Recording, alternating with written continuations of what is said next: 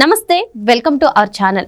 రాష్ట్రంలో గంజాయి మాదక ద్రవ్యాలను నివారించడానికి special department elite anti narcotics group for law enforcement eagle ను నియమించింది ఏపీ రాష్ట్ర ప్రభుత్వం. మరి ఈ ఈగల్ కు రవికృష్ణ గారిని డైరెక్టర్ గా నియమించింది. మరి దీనిపై చర్చించడానికి మనతో పాటుగా ఉన్నారు మధుసూదన్ రెడ్డి గారు. సార్ నమస్తే. సార్ నమస్తే అమ్మా. సార్, రాష్ట్రంలో డ్రగ్స్ని మొత్తం నివారించడానికి ఈగల్ని నియమించింది రాష్ట్ర ప్రభుత్వం. దీనికి రవికృష్ణ గారిని డైరెక్టర్గా నియమించింది. మరి ఈగల్ ఏం చేస్తుంది సార్? అసలు క్లియర్గా చెప్పారమ్మా. జీవో నెంబర్ 145 తీసి 28/11/2024 నాడు మంచి పని చేసింది ప్రభుత్వం.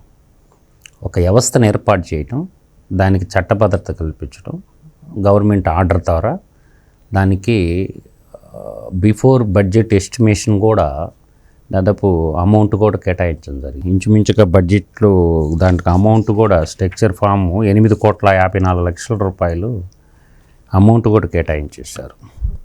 అంటే ఇది ఒక స్వతంత్రంగా డైరెక్టర్ ఆఫ్ డీజీ కింద ఒక సంస్థను ఏర్పాటు చేసి ఇది ఏం చేస్తుంది, వాటికున్న పరిధిలేంది, గైడ్ లైన్స్ ఏంటి, వీటన్నిటినీ క్లియర్గా మెన్షన్ చేసింది ప్రభుత్వం. ఒక మంచి అడుగని మాత్రం నేను చెప్పగలను. దీంట్లో చెప్పింది ఏంటంటే, మనకి ఇందాక అన్నావు కదా, ఈగలంటే గద్ద కాదు, వేటాడే పక్షి కాబట్టి బాగా వేటాడద్దు కాబట్టి ఆ మీనింగ్ వచ్చేటట్టు దాన్ని పెట్టారు. Elite anti narcotics group for law enforcement. అంటే నార్కోటిక్ డ్రగ్స్ అంటే ఏంటంటే మత్తు పదార్థాలు, మత్తునిచ్చేటటువంటి అయితే కొన్ని మత్తు పదార్థాలు ఉంటాయి, ఎగ్జిబిషన్ ఉంటుంది. ఏదన్నా ఒక ఆపరేషన్ చేయాలంటే దానికి సంబంధించినటువంటి కొన్ని మెడికల్ డిపార్ట్మెంట్లో ఎగ్జిబిషన్ ఉంటుంది, దానికి డాక్టర్ ప్రిస్క్రిప్షన్ ప్రకారం ఉంటుంది. అది కాకుండా ఇప్పుడు చేసింది ఏంటంటే, భారతదేశంలో వాతావరణ భౌగోళిక పరిస్థితుల్లో భాగంగా ఏమైందంటే, మన్యం ప్రాంతంలో ఈ గంజాయి అనేది విపరీతంగా పండిస్తున్నారు. అంటే అల్పాదాయానికి అలవాటు పడి అక్కడ ఉన్నటువంటి స్థానిక గిరిజనుల అమాయకత్వాన్ని ఎన్కాష్ చేసుకోండి. అక్కడ ఉన్న పరిస్థితులు కూడా ఏంటంటే భౌగోళికంగా కొండ ప్రాంతం అవడం. రెండోది ఏంటంటే, అది ఈ గంజాయి అనేది యాక్చువల్గా ఏంటంటే, ఈ గంజాయి మొక్క ఆయుర్వేదం మెడిసిన్ మొక్క, కానీ అది ఎండిన తర్వాత పీలిస్తే నార్కోటిక్గా మారుతుంది. అయితే దీన్ని పురాణ కాలం నుంచి కూడా ఇప్పుడు సాధువులు వీళ్ళందరూ మీరు ఎక్కడికన్నా పోతే సన్యాసులు గంజాయి తాగుతూ ఉంటారు. అంటే అది మత్తును కలిగించేటటువంటి ఒక పదార్థమైనటువంటి, అదేనే కాదు రకరకాల సబ్స్టెన్సెస్ ఉంటాయి ఈ నార్కోటిక్ డ్రగ్స్కి సంబంధించినవి.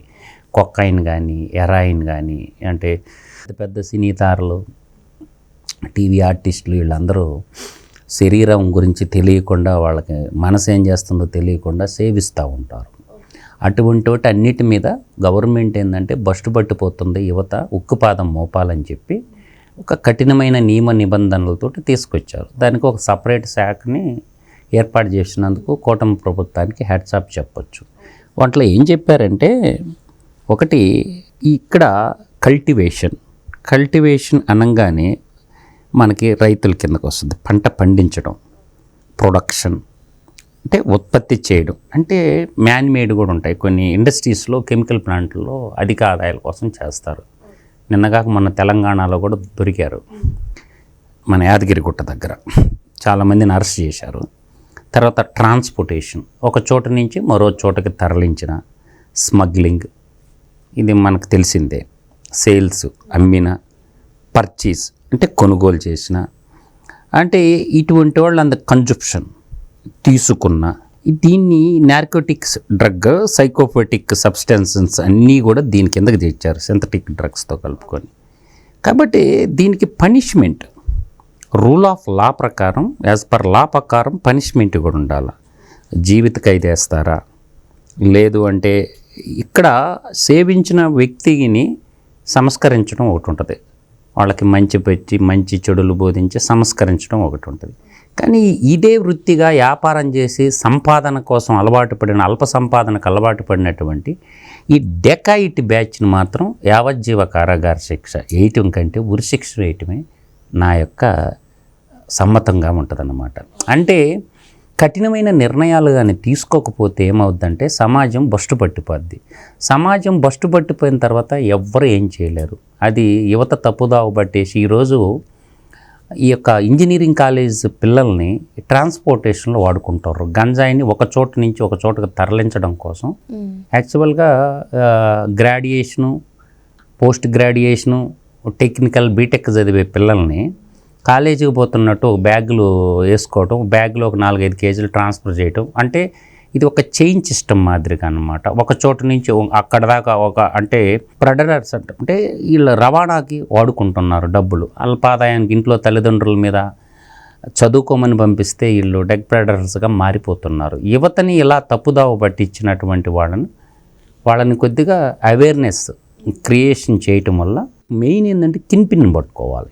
ప్రొడక్షన్ లేకుండా చేయటం వల్ల, కల్టివేషన్ జరగకుండా చేయడం వల్ల నిరోధించవచ్చు. Okay sir. అదేవిధంగా మీకు పోలీస్ స్టేషన్లు కూడా చాలా నీట్గా చదువుతుంటే చాలా నీట్గా ఉందమ్మా. ఇది దీంట్లో మనకి స్పెషల్ కోర్టులు, ఫాస్ట్ ట్రాక్ కోర్ట్స్ 5 జిల్లాల్లో పెడతామన్నారు. ఒకటి ఏమంటే విశాఖపట్నం, 2 రాజమహేంద్రవరం, 3 విజయవాడ, 4 గుంటూరు, 5 తిరుపతి. ఆనల్పూర్ హైకోర్టు ఆంధ్రప్రదేశ్ ఈ జ్యుడిషియరీని పరిధి పెట్టేసుకుని ఒక టీం ఉండటం వల్ల డిస్టిక్ ఒక పోలీస్ స్టేషన్ కూడా 26 జిల్లాల్లో పోలీస్ స్టేషన్లు కూడా elite anti narcotic group law enforcement కింద హెడ్ క్వార్టర్కి అనుసంధానం చేస్తూ ప్రతి డిస్టిక్కి ఒక పోలీస్ స్టేషన్. అందువల్ల ప్రభుత్వం చాలా కఠినంగా ఉంది కాబట్టి దీని మీద ప్రభుత్వం కూడా ఏం చేయాలంటే దానికి సంబంధించిన శిక్షలు, ఈ పని చేస్తే గ్రామాన చైతన్యపరచాలి. ఎందుకంటే తెలుసో తెలియక వృత్తిలో దిగినటువంటి పిల్లల్ని సన్మార్గంలో నడిపించాలంటే శిక్ష ఒకటే పరిష్కారం కాదు. ముందు సంస్కరించే విధమైనటువంటి సంస్కరణలు ప్రభుత్వం ఆరంభించాలి. పేపర్ల ద్వారా, టీవీ ద్వారా విరివిరిగా ప్రకటనలు ఇస్తూ ఈ పని చేస్తే ఈ శిక్ష పడద్దని ప్రతి గ్రామీణ ప్రాంతంలో, ప్రతి గ్రామ పంచాయతీలో దండోరాలు వేపించడం, అక్కడ ఒక బోర్డు పెట్టడం, రూల్స్ అండ్ గైడ్లైన్స్కి సంబంధించినటువంటి గైడ్లైన్స్ పెట్టడం. నేను ఇందాక చెప్పాను కదా, సింపుల్గా ఇదే కదమ్మా నేను చెప్పింది. ఈ శిక్షలు ఉంటాయి అంటే పెద్దలు కూడా చెప్తారు కదా. అందువల్ల ఏంటంటే cultivation, production, transportation, smuggling, sales, purchase, consumption, ఇటువంటి అన్నీ చేయటం అంటే ఈ శిక్షలు పడతాయి. కాబట్టి దీనికి జోలికి పోకుండా ఉండండి అని సంఘాన్ని సంస్కరించేటటువంటి మెకానిజాన్ని ప్రజల్లోకి చైతన్యం చేయడానికి గ్రామాన తీసుకుపోవాల్సిన బాధ్యత పోలీస్ డిపార్ట్మెంట్లో ఉంటారు. కాబట్టి ఇప్పుడు స్టేషన్ హౌస్ ఆఫీసర్ అంటే సిఐ అంటారు. కాబట్టి ఆ సిఐ గారు బాధ్యతగా తీసుకొని లోకల్ ఉన్న ఎస్ఐ ఉంటారు, సబ్ ఇన్స్పెక్టర్ ఆఫ్ పోలీస్ అని ఉంటారు. వాళ్ళు ఏంటంటే రోజుకు ఒక గ్రామంలోనైనా దాని గురించి ఒక గంటో ఒక లెడ్ స్క్రీన్లు వేసి ఆ చట్టాల పట్ల అక్కడున్న గ్రామీణ ప్రజలను పిలిపించి అవగాహన కల్పించడం వల్ల, పోస్టర్లు వేయటం ద్వారా కొంత నిరోధించవచ్చు. ముందు చైతన్యపరచాల. శిక్ష కంటే కూడా చైతన్యపరచడం ద్వారా ఇది చేస్తే ఈ శిక్ష ఉంటుందని తెలియటం వల్ల దూరంగా ఉంటారు. ప్రజలను కూడా చైతన్యం చేయాలి. ఇది మంచి నిర్ణయం. కాబట్టి దీనికి సంబంధించిన టీం కూడా బాగా సెట్ చేశారమ్మా. టీం కూడా చాలా అద్భుతంగా ఉంది. దాదాపు ఈ టీం చూసుకున్నట్లయితే మనం టోటల్ అబ్స్ట్రాక్ట్ ఈగల్స్ అని చాలా బాగా ఇచ్చారు. టీం 459 మంది ఒక టీంని ఏర్పాటు చేసి దానికి ప్రత్యేక బడ్జెట్ పెట్టేసి ఇప్పుడు హోంగార్డులు engage on harmonium as per the establishment producer 65 మంది హోంగార్డులు కానీ, తర్వాత చాలామందిని తీసుకున్నారు అన్ని రంగాల్లో. కాబట్టి మంచి పనికి సహకరించాలి. కాబట్టి ప్రజలు కూడా ఇవన్నీ తెలుసుకోవాలా.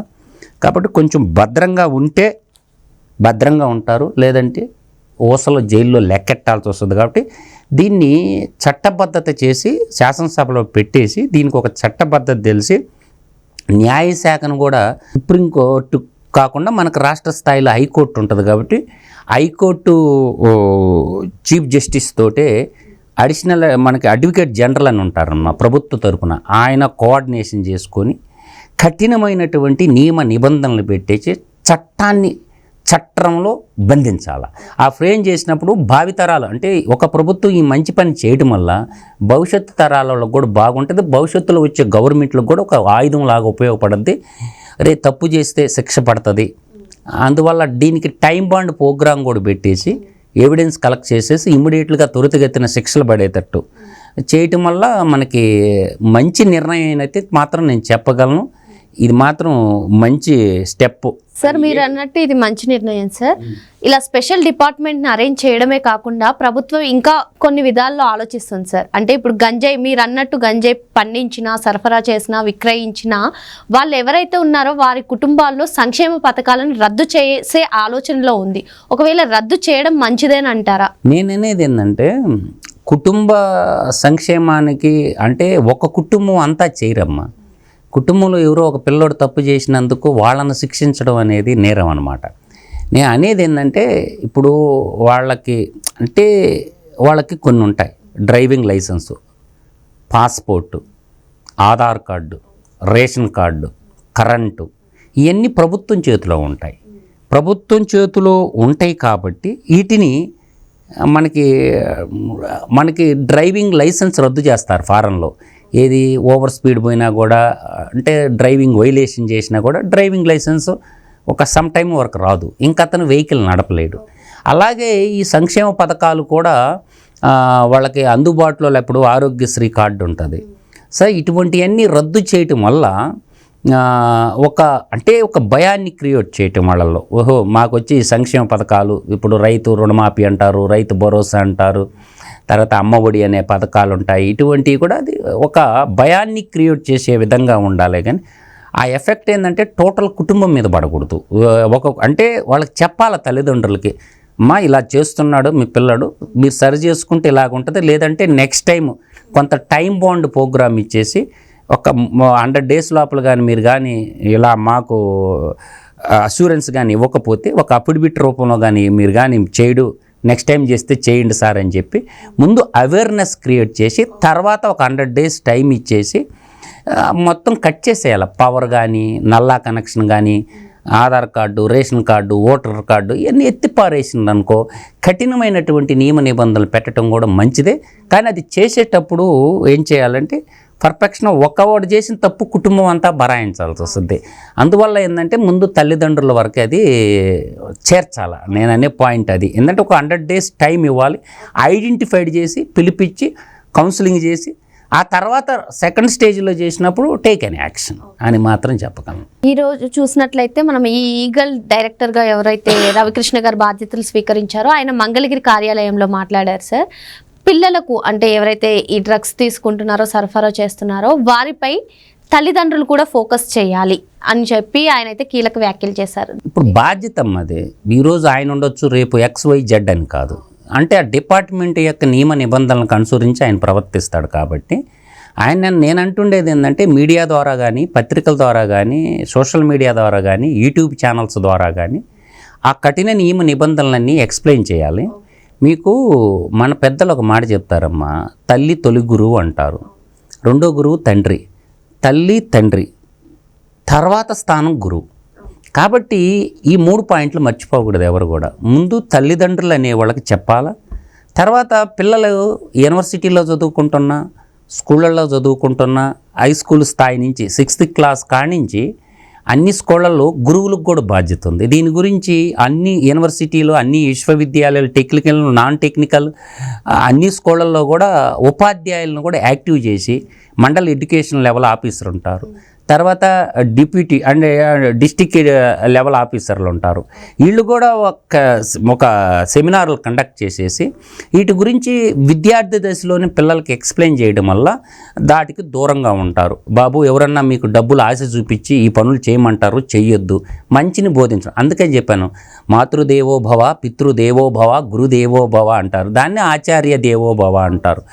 కాబట్టి నేననే పాయింట్లు ఏంటంటే ఇట్లా తల్లిదండ్రులు, ఆ తర్వాత స్థానం భగవంతుడికి ఇచ్చారు. ఇక్కడ బాగా మనం గుర్తుపెట్టుకోవాల్సింది ఏంటంటే మొదటి స్థానం తల్లికి ఇచ్చారు, రెండో స్థానం తండ్రికి ఇచ్చారు, మూడో స్థానం వచ్చేసి గురువులకి ఇచ్చారు, 4వ స్థానం భగవంతుడిది.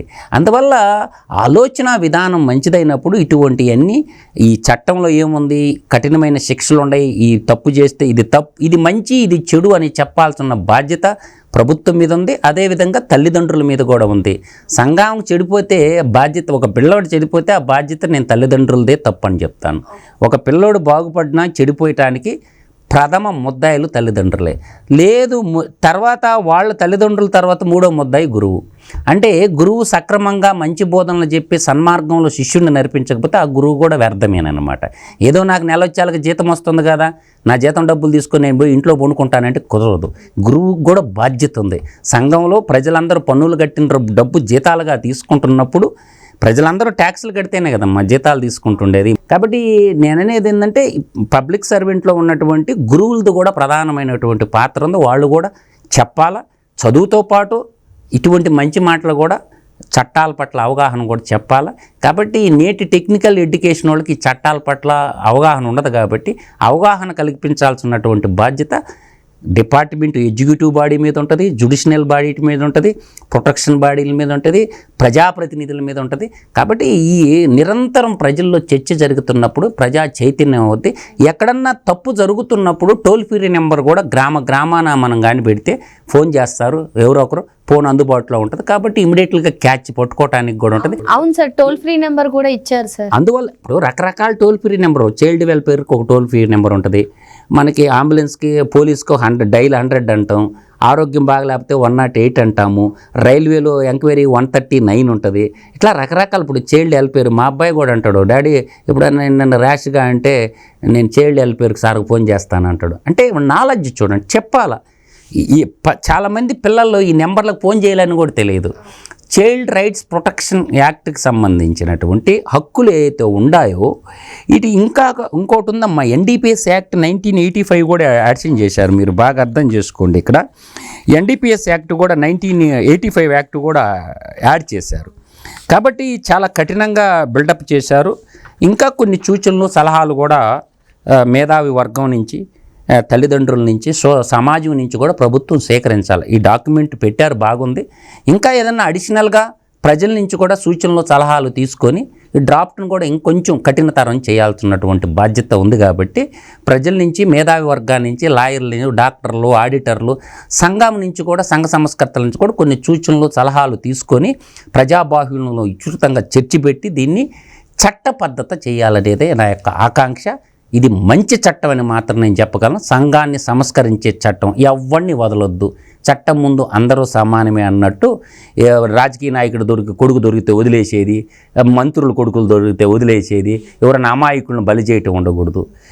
నేననేది సామాన్యుడి నుంచి మొదలుకొని రాష్ట్ర గవర్నర్ దాకా ఎవడు చేసినా ఈ తప్పు, మంత్రిమండలి చేసినా, ఎగ్జిక్యూటివ్ బాడీ చేసినా, ఈవెన్ పోలీస్ ఆఫీసర్ పిల్లలు చేసినా కూడా ఒకే విధమైనటువంటి ట్రీట్మెంట్ ఉండి సంఘాన్ని చెడిపోతున్నప్పుడు సంస్కరించాల్సిందేనని బలంగా నేను చెప్పగలను. రాష్ట్రంలో డ్రగ్స్ ను తరుము కొట్టేందుకు ఈ ఏర్పాటు చేసిన ఈ ఈగల్ మంచిదేనని చెప్పి సార్ అంటున్నారు. సార్ నమస్తే సార్. నమస్కారం.